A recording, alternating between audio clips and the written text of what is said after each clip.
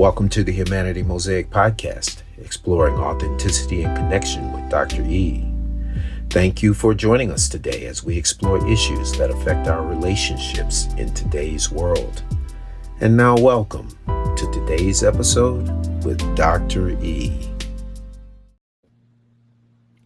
Hi, everyone. So happy to be here with you again today. Well, as promised, in this episode, I am going to introduce my safe place to land, my rock in the storm, and one of the primary reasons why I'm able to do what I do in the world. My husband, Dr. Walter Eugene Egerton III, is with us, and I couldn't be happier to have him as my first guest for obvious reasons. Hi, sweetheart. Hi, sweetie. How are you? Hello, everybody. Glad to be here. I feel like I know a lot of you already, so I'm sure you've heard about me. Well, they have heard about you because I never teach or talk or do anything without mentioning some of our secrets. And I just thought it might be nice for people to put either a face to the name or hear the voice that goes along with you. And just being here with you today just feels really good to have you in this space with me. All right. So, what are we going to talk about? Well, I don't know. We talk all the time. So I, I think a lot of people are curious about how two people have been able to come together and stay together for 43 years. Actually, it'd be 44 years since we met in October. And what's the secret ingredient of the special sauce that has created a relationship, a marriage that has lasted this long? I know I have my take on it, but I'd kind of like to hear yours. You mean aside from the jokes we make about separate bathrooms and things like that? Um, that's people ask us that, and we've heard those comments throughout the years. It's a lot of hard work. That takes a great ton of patience, particularly on your part, because I'm something of a work in progress here. Um, we do come from two different backgrounds. So, me growing up in the South, you growing up in New York City, with different denominational faith bases as our foundations.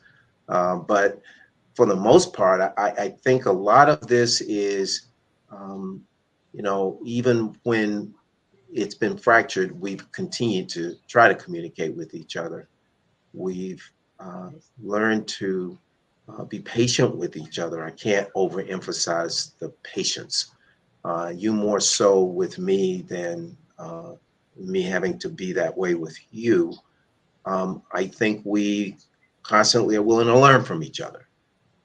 And I think the Enneagram has been a great part of that, particularly if you look at what we were like before you were introduced to the Enneagram and introduced it to me, and then what we've been like afterwards, particularly as I have learned more and understood a bit more about the inner work that's involved with it. So I do think that we've been able to navigate all of the difficulties because marriage is not easy. It's not been, um, as the old spiritual says, a crystal stair all the way through. It's been something that has presented challenges. It's been something that has presented heartbreak. We've had to console each other. We've had to hold each other. We've had to support each other. In the beginning, you were supporting everything that I did, and since you've started this, and I like to call it holy work, I like to think that I've been supporting you. So I know that's a long-winded answer, but it's how I would probably summarize what's the secret sauce, for lack of a better way of saying it. Uh, that and of course separate bathrooms. So um, let me stop there, and we'll continue the conversation that way. I agree with everything that you just put out there. Um, so many people don't understand that marriage is hard work. Um, I think it is some of the best work that you can ever do in your life if you choose to be married.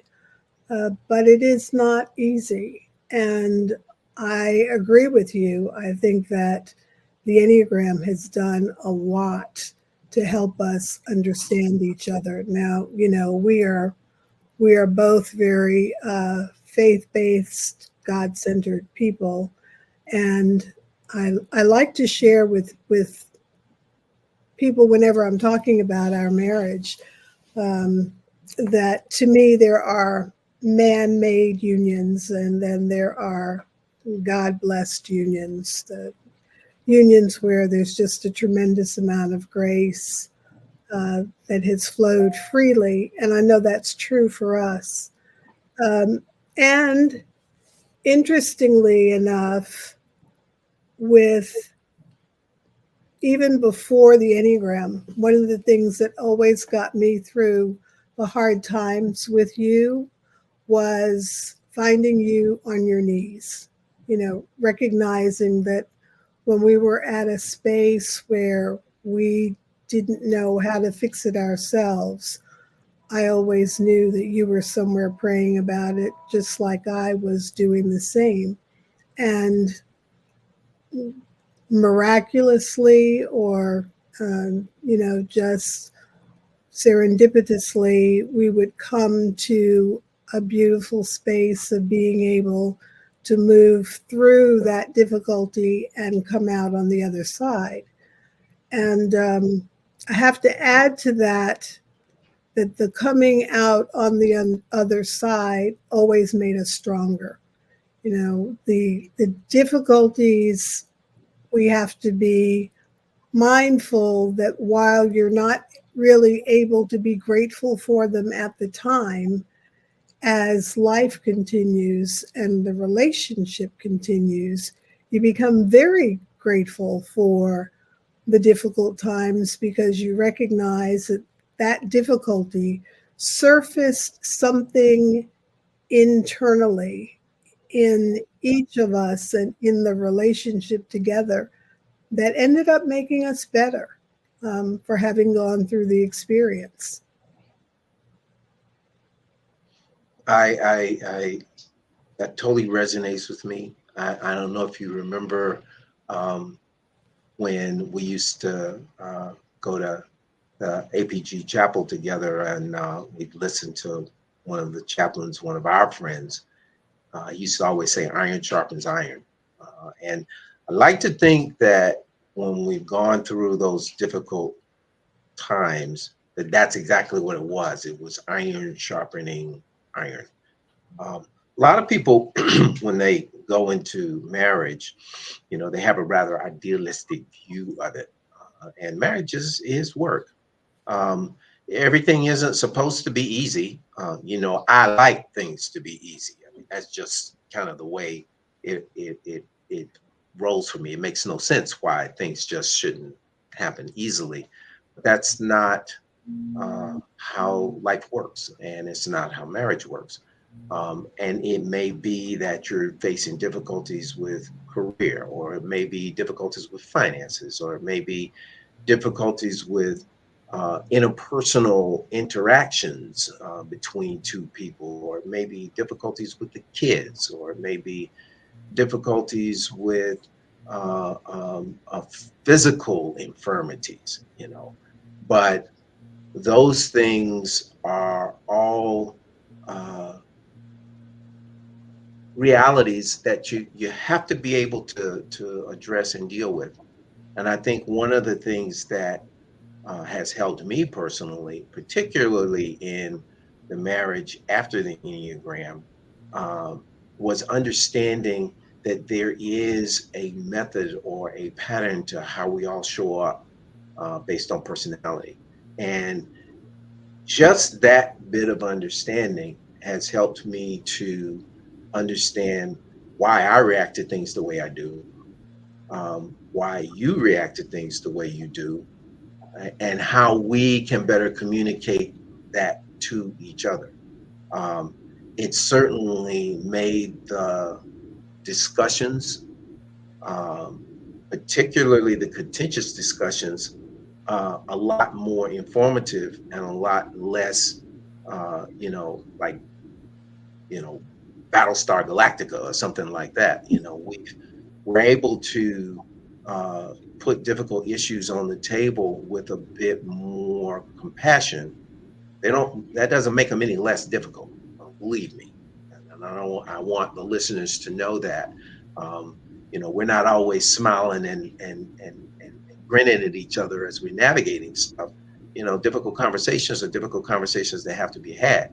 But we can have them now with a bit more of uh, a safety, because we understand how we can communicate with each other, even with difficult points, uh, more effectively. And I have to give credit to understanding personality through the understanding of the Enneagram for that. It has helped me, and it has helped strengthen me in that regard. So I don't know if you would agree with that, but I do feel strongly about that. I agree with that totally. It gave us language. It gave us language and understanding of each other's energy. And I think that just being able to have something where you can get on the same page, where you're literally, we each have a sheet of music, and the music has different notes, but those notes come together to create the harmony of the relationship when you understand how to read the music. And I think that's how the Enneagram helped us. We've talked about, the difficulty, and I'm glad we started there, because that's always the part of marriage that I think, particularly with you and me in the world, people don't see that part. um, they see us together, and they see, I would say, the delicious part, the the energy between us, the love connection between us, and that looks like something that people would want to have. And I'm very grateful that we have that. In talking about our relationship, what have been the delicious parts of you and me being together? How do you view that? Well, that's pretty simple. You know, we do know how to have fun together. That was one of the reasons that you wanted to be with me. I was supposed to help bring the fun to the marriage. Um, Hmm. you know, we enjoy dancing together. That's our physical way of speaking without using words. We've enjoyed the parenthood aspect of it, even when the kids were driving us nuts. You more so than me, because as a pediatrician, I was busy taking care of everybody else's kids too, as well as my own. But you put the sweat equity into actually navigating their transitions from uh, childhood to adulthood, and all of that, and listening to their trials and tribulations, and helping them to understand that, I got to do the easy stuff. I got to be dad, right? And that's that. Those things. That was delicious. We like the things that we enjoy. The traveling. We I do think that when we get dressed up and we go out on a date night, and we're together, um, there is an energy that I look forward to what we transmit, and what we put out there to others, that is kind of fun. I like the celebrations with you, and I look forward to our celebrations together. Like when we had our 40th wedding anniversary vow renewal, that was a highlight. And surprising you with your birthday, at the museum in Baltimore. That party, putting that together, those celebrations were, they are highlights.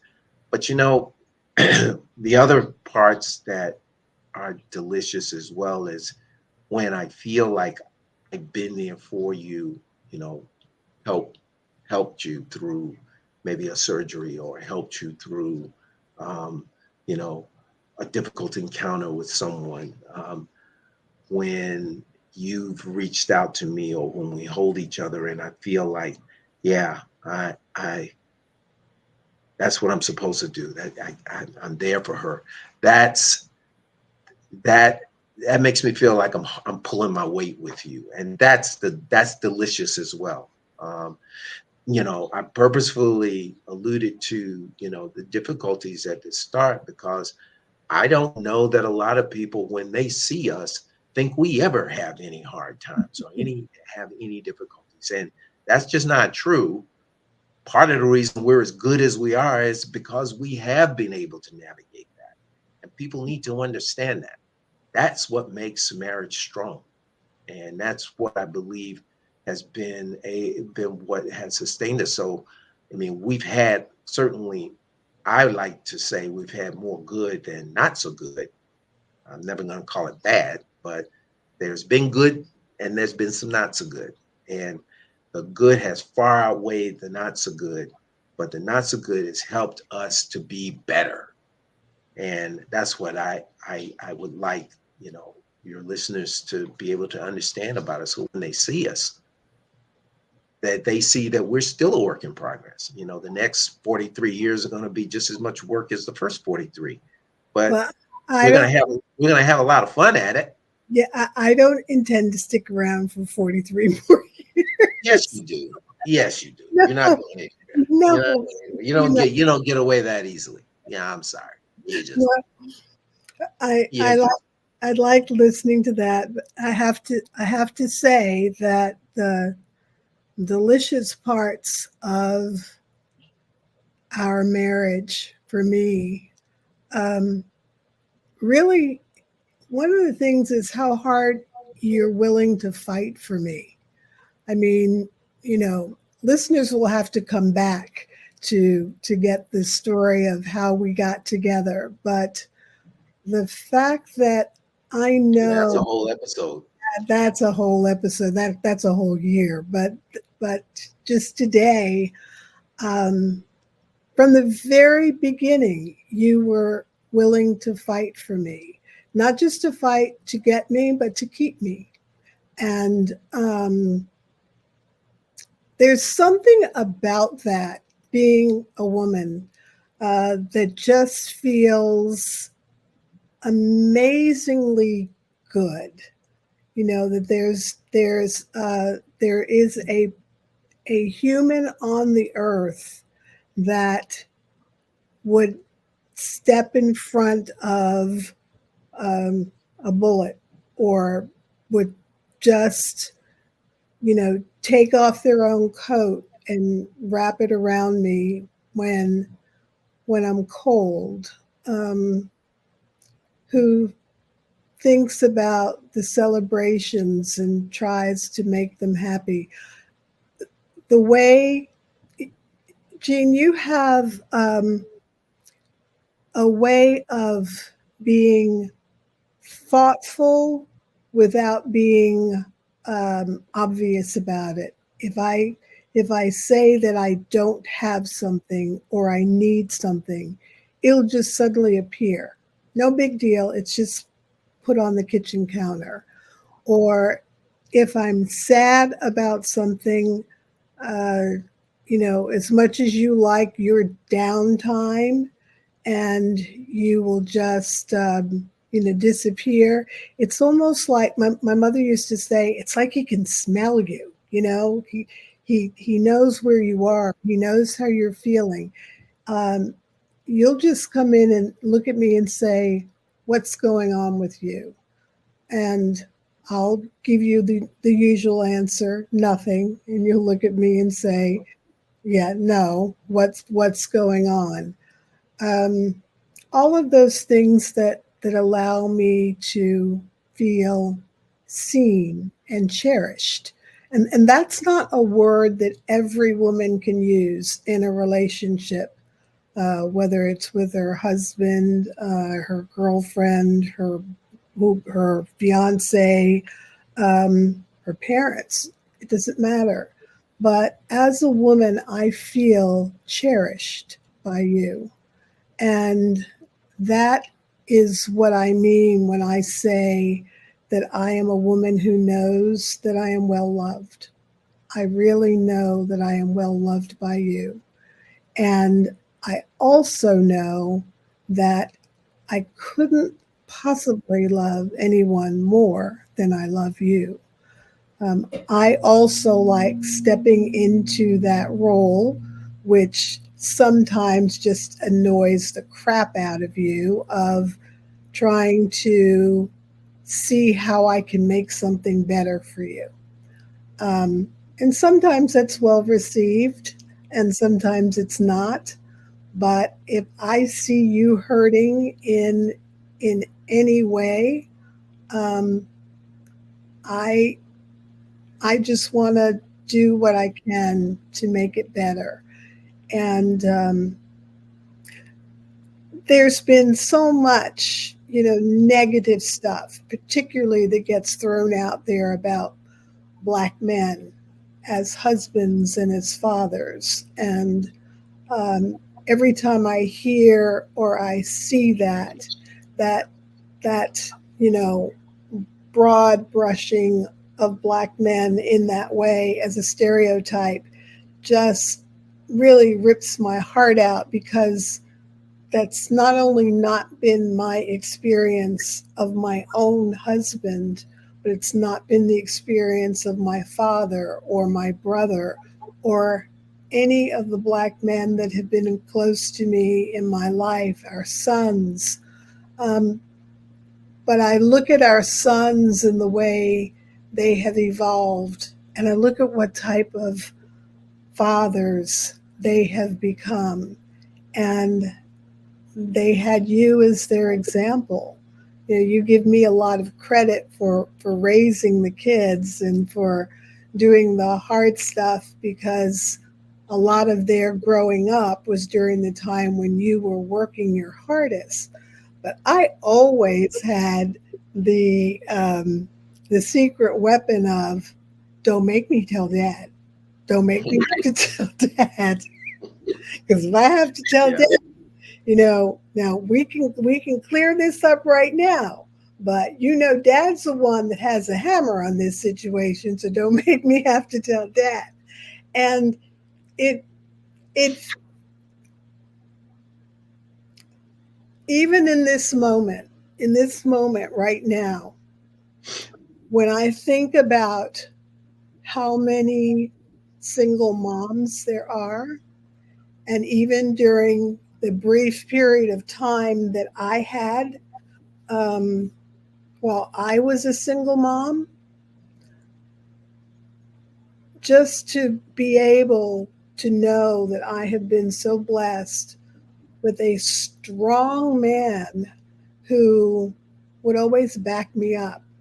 We didn't even always agree on maybe the way something should be handled with the kids, but they didn't get to see that. We'd disagree behind closed doors, and you would back me up, and I would back you up, and then we'd fight about it later. But I love this moment right now, just being able to have the opportunity to thank you for 44 years of love and being there. And I'm very grateful. I don't just love you, I'm grateful for you.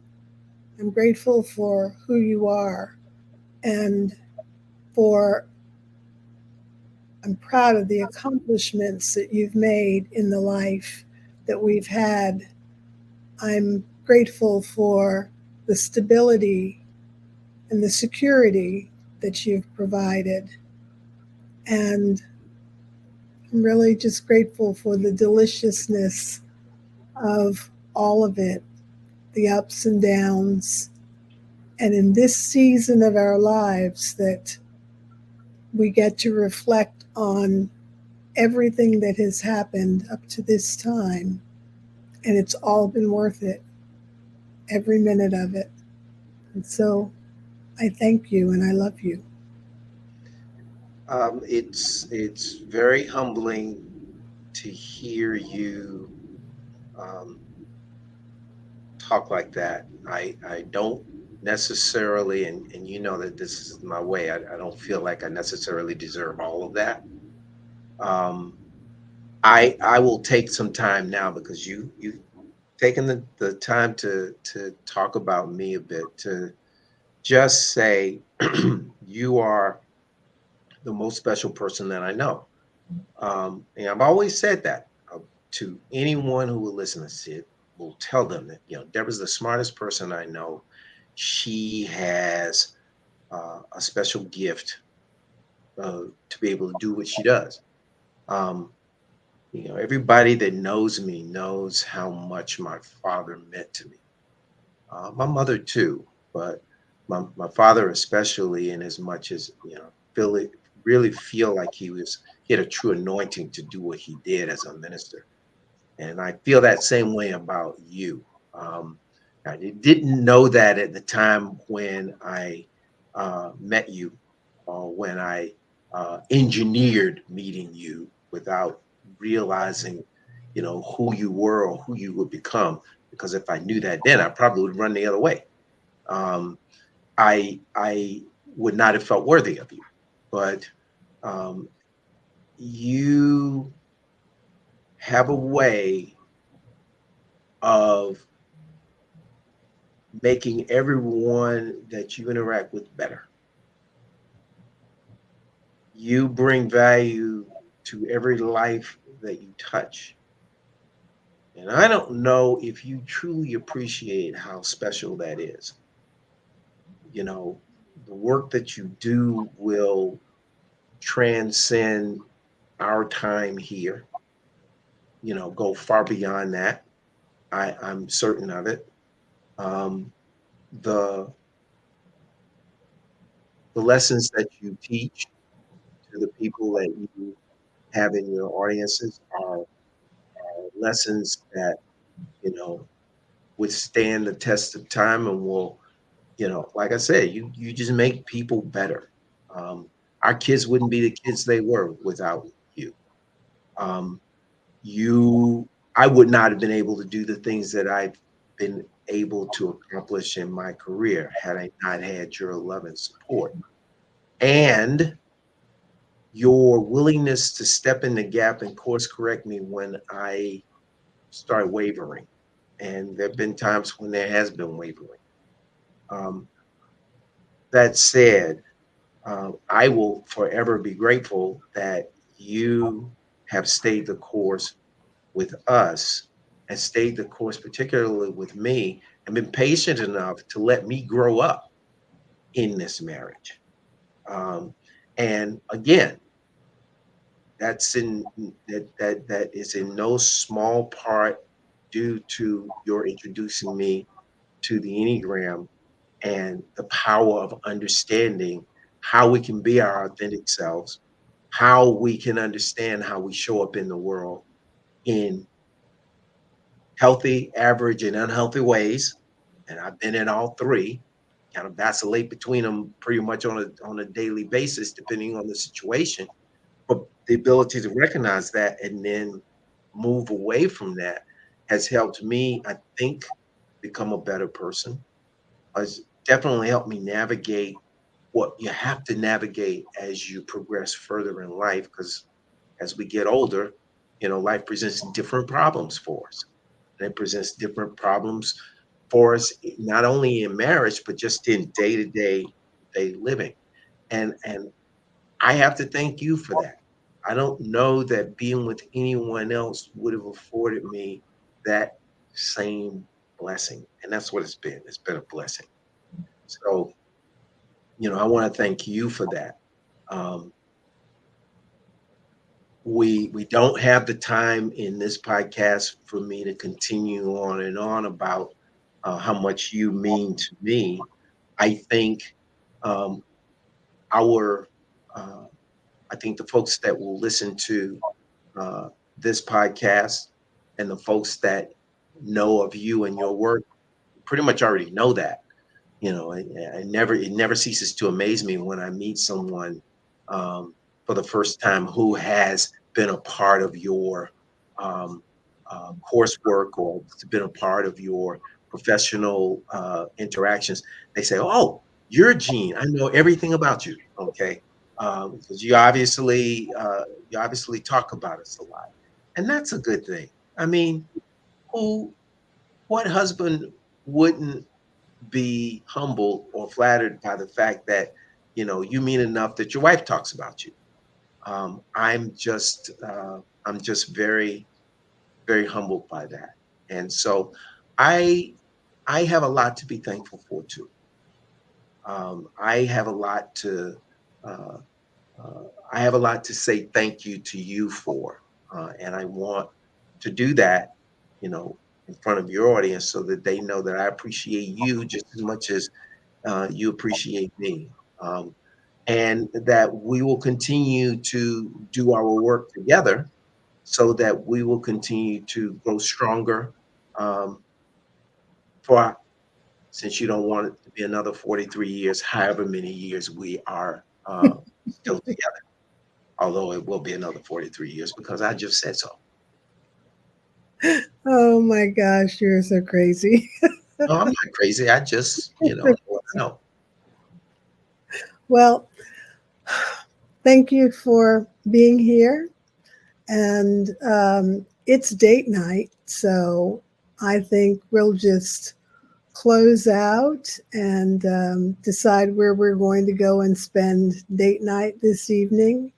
And to be continued, darling. I love you. I love you too.